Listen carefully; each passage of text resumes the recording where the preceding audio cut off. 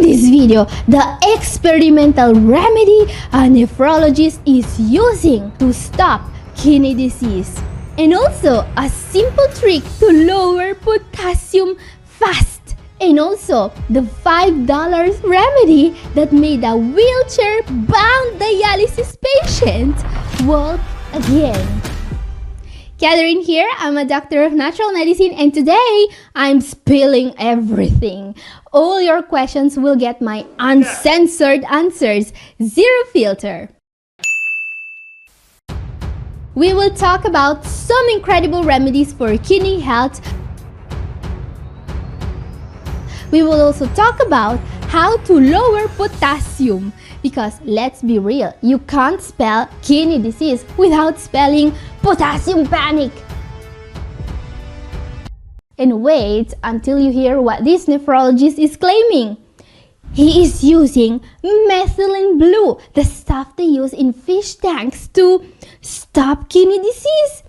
Is that even possible? I'll tell you exactly what's going on. But first, let me blow your mind with something that shouldn't be possible.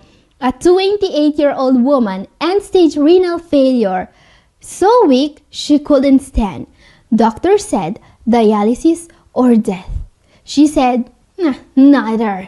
3 weeks later, she's climbing stairs. Yeah, may sound like this story comes from the Daily Mirror, right? Well, actually, this has been published by a famous nephrologist on a peer-reviewed international medical journal. So, this 28-year-old woman with diabetes reached end-stage renal failure, but refused dialysis. And she was so weak, she wasn't able to walk anymore. Only one way to save her. Only one remedy. Acacia fiber. Once she was started on the treatment, a miracle happened. She was not just able to avoid dialysis. After 3 weeks of therapy, she started walking again. Now guys, I actually wanted to make a video to go more in depth about this very case report. So if you want the deep dive on this miracle, drop a comment, alright? Now, let's get to your burning questions, starting with this gem from Dr. Shiva 16. Here's the question. When should I use acacia gum powder? Morning with empty stomach or during the day? Doc, if that's what the DR stands for. This question is gold, because here's what nobody tells you. Most toxin binders are useless if you take them wrong. Sevelamer, skip a meal, skip the benefit. Lokelma, skip a dose, skip a heartbeat. Anyway, does acacia fiber need perfect timing too? Plot twist. Nope, acacia fiber doesn't work like other binders. It doesn't just chase toxins around your gut like Pac-Man. It rebuilds your entire gut ecosystem, says science. It's playing the long game. But what does that mean for you, you ask? What this means is that morning, noon, night, doesn't matter when you take it. Just take it religiously. And by religiously, I mean like your insurance company denying claims, alright? Every single day, multiple times a day. And that's why I usually recommend my patients take it with meals, not because they need to, but because it makes it easier to remember to take it. But there are also cases in which it will be better to take it on an empty stomach. In fact, while acacia fiber does not interact with medications, it may slow down the absorption of certain prescriptions. It's not a common issue, but if one of your medications is known for not liking dietary fiber, well, consider taking acacia fiber at a different time from your medications. Even on an empty stomach is fine. Now, here's the thing about remedies like acacia fiber. They work. The studies prove it. Totally safe. But advanced CKD, maybe also with diabetes or other conditions, well, adding another remedy to your regimen may feel like a jigsaw puzzle. One size doesn't fit all. You need it tailored to you. And guesswork is the enemy. I saw too many patients give up just before starting to see the results because they didn't have anyone guiding them. And that's exactly what I can help you with. I offer one-on-one consultations where we figure out exactly what your kidneys need, because when you're trying to protect your kidneys, the right move at the right time can change everything. If you're ready to stop spinning your wheels and finally take the steps that make a difference, email me at catherine@newhopeforkidneypatients.com. Okay guys, let's talk about a forbidden remedy now. Underwater Man 7 asks, I just watched a video by a nephrologist who claimed he is stopping the progression of CKD with methylene blue. Could it be? Oh, amazing! A nephrologist found the cure for CKD, finally! Yeah, I mean, most nephrologists can barely find the time to return your calls, but this one, he found the cure. So naturally, I immediately went on a PubMed rabbit hole in search for the truth. I needed to see everything this doctor published. I needed my audience to know about this. And here's what I found. Interestingly enough, methylene blue has a strong antioxidant activity in the kidney. I was even able to find a study in which 9 patients suffering from septic shock were administered methylene blue. And it worked. Thanks to the impressive benefits of methylene blue, their kidneys were protected. As a little side effect, they produce the same output s'mores are supposed to produce, but they had a whopping 51% improvement in their creatinine clearance. And I mean, I have never found the video this nephrologist published, but should we just pack it up and cancel all your dialysis appointments and start bathing in this blue magic? Now guys, let's come back to earth for a little while and unpack why methylene blue is absolutely not something I would ever recommend. First of all, apart from my studies, the paper I just showed you is essentially the only one backing the use of methylene blue for anything kidney related. So yeah, just 9 patients and none of them had CKD. We are talking septic shock here, which still causes oxidative stress to the kidneys, but it's not CKD. And now the bad news. If you have CKD, methylene blue is not safe for you. It doesn't just have 198 known drug interactions. It is also excreted by the kidneys, which poses a big risk for CKD patients. So yeah, I'm sorry guys, but this remedy is probably not the cure for CKD. It's just another social media trend that causes more harm than benefit, like ear candling, bleached animals, and whatever Gwyneth Paltrow is selling this week. Methylene blue. And if anyone knows the name of this phantomatic nephrologist on YouTube who thinks methylene blue is the cure, let me know in the comment section, alright? There is nothing I love more than a good debunking video. Okay guys, next question. This comes from Aqua Hits. Here's the question. How do you lower potassium naturally? Thank you so much for asking this question, my friend. So, how do you lower potassium levels? Easy. Step 1, stop eating every food you love. Step 2, cry into your low potassium rice milk. Step 3, repeat. Okay, just kidding. But keeping potassium under control is extremely important for people with kidney disease. And as promised, I have a simple trick to share with you that could literally drop your potassium levels while protecting your kidneys. And the trick is, take sodium bicarbonate if you need it. Because as those of you who have been following me here regularly probably know, sodium bicarbonate is used to treat metabolic acidosis. It doesn't directly help with high potassium levels, but it is extremely effective against metabolic acidosis. And here's the thing. Metabolic acidosis, or too much acid in the blood, is an extremely common complication that many CKD patients at stage 3B and above are facing. Now guys, I believe most of you watching me right now are human beings and not car batteries. And if that's true, and if you are not a car battery, your body won't particularly like it when your internal fluids are being slowly replaced by acid, right? And by the way, I've seen some clinics are starting to report serum bicarbonate levels as low as 20 as normal lately. So even if you're not a carb battery yet, given how much acid we're dealing with, the distinction is getting blurrier by the day. Anyway, your body is going to take action against this. How, you ask? It will move some hydrogen ions into the cells for buffering. But now the cells have too much positive charge, so the body will move some potassium ions out of the cells and into your bloodstream.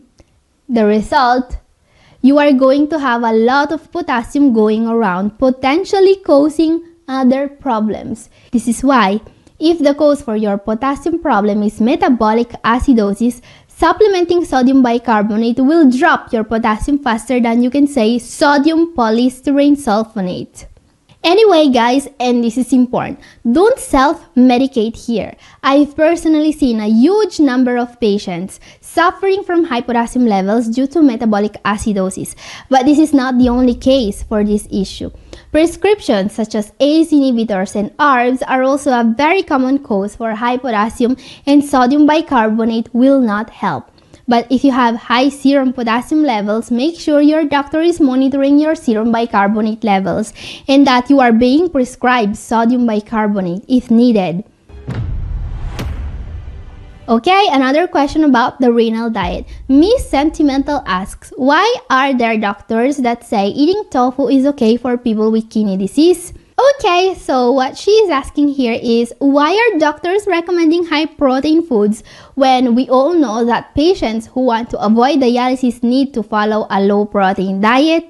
Well, that's because doctors have been recommending high protein diets for CKD patients for decades now. And yeah, until a decade or two ago, we really didn't know better. Actually, soy foods do have kidney protecting benefits, especially when compared to animal-based foods. So yeah, recommending soy and tofu is not completely out of this world. Now, today, we know better than to tell CKD patients to eat whatever they want and start looking for a dialysis clinic. Current guidelines strongly advocate for a low or very low protein diet, especially if the patient is not particularly keen on ending up in dialysis. So, if you are alright with ending up in dialysis exactly when your doctor says you should be ending up in dialysis, yeah, keep eating high protein foods. But if, on the other hand, you like having those 5 hours, 3 days a week free for other activities, yeah, consider following a low or very low protein diet instead. And while it's true that plant protein in general and soy foods in particular have kidney protecting benefits, good luck putting together a diet with 0.6 grams of protein per kilogram of ideal body weight that also lets you eat legumes. That just doesn't happen. Okay guys, another question about potassium. This one is from John Cotto. He asks, what are the side effects of too much potassium? Thank you for this question, John. It's very important to understand why we care so much about potassium levels. You see, having too high potassium levels can cause symptoms like weakness and fatigue, nausea, shortness of breath, and even heart palpitations or irregular heartbeat. Now, if you have reasons to suspect you are having symptoms caused by high potassium, don't wait. Go see a doctor immediately. Go to the ER if you have CKD and you are having shortness of breath or symptoms that involve your heart. Because here's the thing, CKD patients can lose their lives due to having too high potassium levels. Potassium is used by the body to relax the muscles, and you see, your heart is a muscle as well. If it can't contract anymore, well, that's a big problem, right? And that's why we always want to keep potassium levels closely monitored in patients in the advanced stages of CKD. So make sure your potassium levels are under control. If they are high, don't wait until you see symptoms. Talk to your doctor. We have binders that can lower potassium levels pretty quickly now. And as I was saying, there are other ways to lower this level your doctor can recommend. And they could be as simple as taking sodium bicarbonate. Okay, let's move on to another question. Madrashap asks, one hesitation I have about vegetables in potassium and about nuts in phosphorus. Is that a realistic concern? Should I avoid some vegetables and nuts, or are they safe to eat? Well, Madrashap, this is a pretty big question actually, and like many other questions concerning the renal diet, the answer is it depends. It depends on your serum levels mainly. Let me explain. When it comes to potassium from food, it doesn't really make a big difference. In fact, as I was saying, having metabolic acidosis or taking blood pressure medications in too high doses is way more likely to cause high potassium rather than the diet.